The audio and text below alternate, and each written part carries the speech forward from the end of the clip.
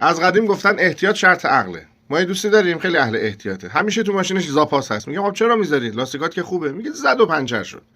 نمیدونم آچار چرخ هست. میگم خب چرا گذاشتی؟ میگه خب زد و مثلا من خودم مجبور بودم این کار انجام بدم، مغازه نزدیکم نبود.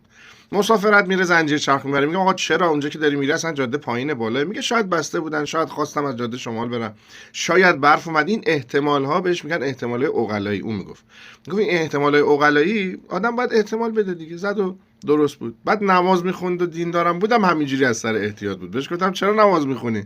میگم زد و آخوندا راست میگفتن. زد و واقعا دین درست بود. زد و پیغمبری وجود داشت.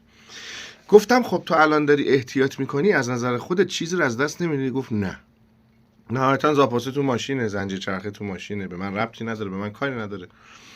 توی دینم که میخوام نماز بخونم و نمیدونم فلان و اینا، خب اینا چیزی رو از دست نمیدم، نهایتا یه نماز دارم میخونم، چقدر وقتمو میگیره.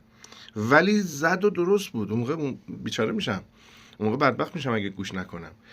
یه روزی هم تو انتخابات دیدم که توی انتخابات شرکت کرده. بهش گفتم که تو انتخابات مملکت قضیه چه قراره؟ گفتش که زد و رأی من اثر داشت. زد و واقعا اگر من نیام رأی بدم یکی دیگه بیاد به جای من تصمیم بگیره.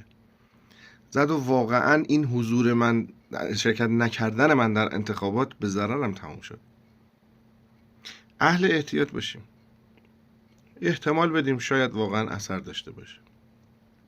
هرچند کلاه خودمون رو قاضی کنیم پیش وجدان خودمون، میبینیم که اثر داره.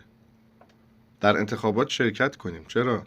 چون زد و واقعا ما در سرنوشت خودمون اثرگذار بودیم. یه نکته تو پرانتز بهت بگم، اگر واقعا انتخابات ما فرمایشی بود و فرقی نمی کرد که کی بیاد و رأی ما هیچ اثری تو هیچ جا نداشت، انقدر کاندیداها و طرفدارانشون خودشون رو تیکه پاره نمی کردن. پس اثر داره.